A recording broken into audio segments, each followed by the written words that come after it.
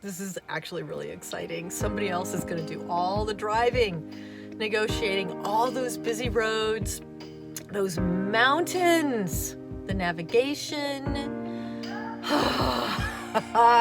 This is empowered. Yes. If the road ahead is looking a bit long or daunting to you, then shipping your van may be one of the best decisions you make in van life. In my case, it was actually cost effective. If you're thinking about this as a possibility, there are some tips I'd like to share with you, and also some things to look out for. Press like if you find this helpful. It feeds the algorithm and tells YouTube to share this information with others. Tip number one is to read the reviews for the broker that you're going to choose. Now, how it works is you go online and you say, ship my van, let's say, ship my van from, in my case, it was from Vermont to Reno. Ship my van from Vermont to Reno. And my goodness, you're going to see all kinds of options. There's probably going to be a link that you'll click on that will have you fill out your information, your date, your destination, and then you will start receiving emails and texts and possibly phone calls from shippers. Well, they call themselves shippers. And this is tip number one. They're actually brokers. They're not the trucking companies. And they communicate with all the trucking companies and negotiate a price. I highly recommend reading the forums and the Google reviews, anything you can get your hands on, to see how they have handled situations for customers. And then choose a broker. But I would recommend not choosing it based on price. I would choose it based on reviews.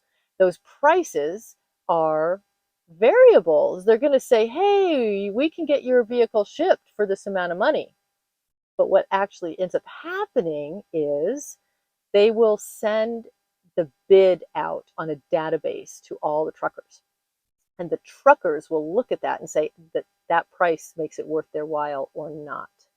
So you actually, in my case, I chose to go with a shipper, with a broker who would put the price out there. It was a little bit higher than the others because of where I was starting out from. It's kind of a little remote area in Vermont, and I wanted to make it worth the trucker's while. That's what we did, and it worked. Wow. Just that little truck is going to fill up this whole back area with big vehicles. That's amazing. Tip number two is to keep your schedule flexible while you're waiting for a trucker to accept your bid. Hey, it's easy to say, I want my van picked up on July 3rd at 3 o'clock, right? It's easy to say that in theory, but that isn't how it works. The truckers have schedules that sometimes change because of things out of their control.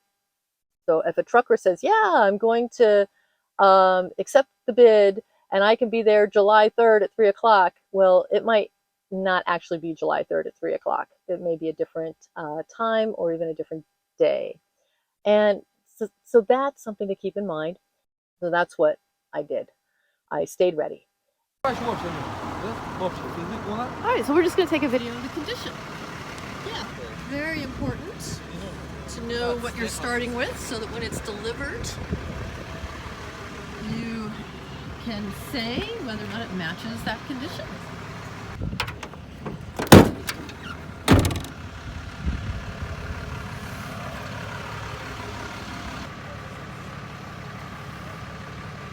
The next tip is to communicate very clearly and to be in charge of that communication with the broker.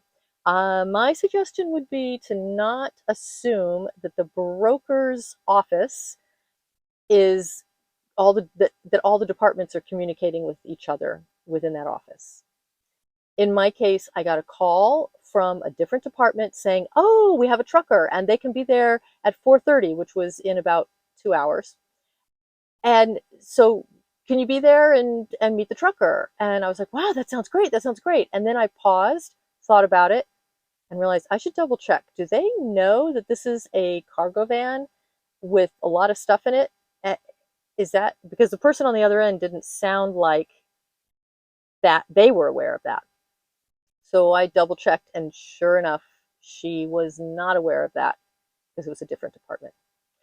So if I had gone to meet the trucker would have wasted his trip and I would have wasted my time and it would have been stressful. So don't do that. Just double check everything. These guys really know what they're doing. They do this all day, every day for months and months, some years. They know what they're doing. That is really impressive. And she's going to make her journey. She hitched a ride with another truck. You go, girl. You go, Pegasus. I don't know. That's what I think she's. I don't know, everybody. She doesn't have an official name yet, but I think she wants to be called Pegasus. You let me know. Is that too corny? I don't know. And look at that full moon. Look at that full moon. So this is a lamp, and that's the full moon. Look at that. So, Paul? Paul and Igor. Igor? This is for police. No, we it's joke, me. we joke. So, thank you. No problem, And always be good. safe, okay? Thank be you. safe. We will call and we'll say when we deliver. Okay. Bye-bye, man.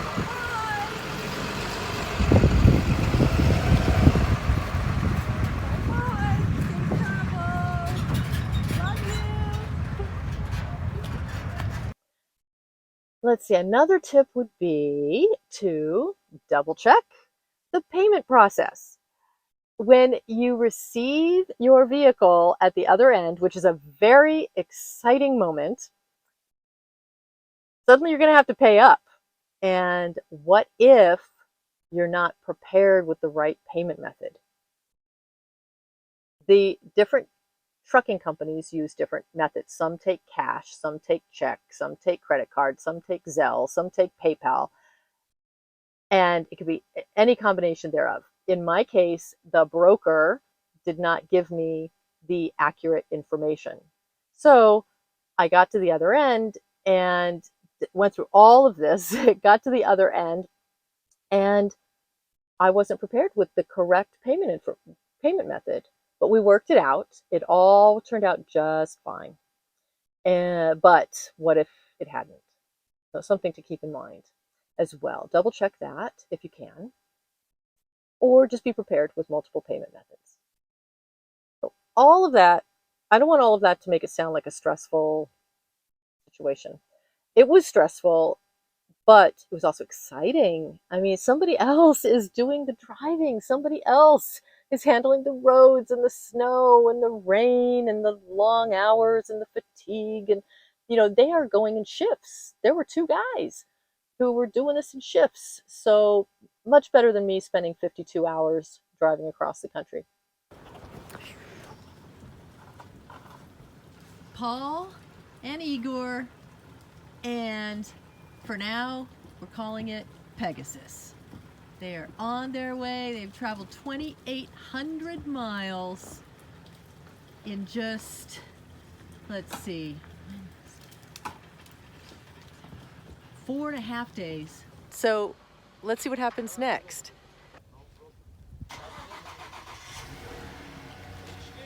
It started. I was secretly worried it wouldn't because I've heard that transit batteries can die after a few days of not being started. So I gotta say, that's a good feeling.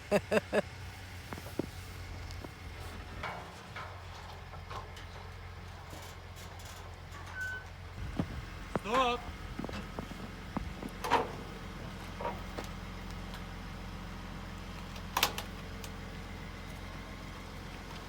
And Houston, we have touchdown.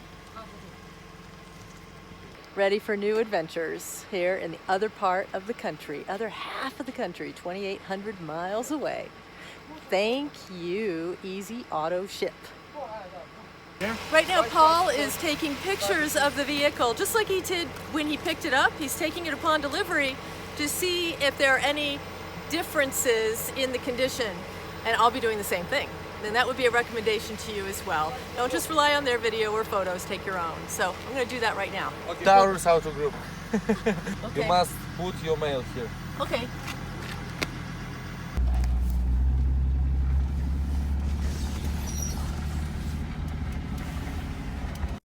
It was a really cool experience, I have to say. The feeling of, I don't know, the feeling of taking control over my situation was surprising because I saved myself a lot of wear and tear on my body and on the van, and the cost was pretty similar, you know, to what it would have been if I'd driven. I felt pretty proud of myself. If you found this video helpful or just entertaining, please hit the like button. It helps this channel grow and tells YouTube to share this information with others. Thank you so much, and remember, you can do it. Enjoy your journey.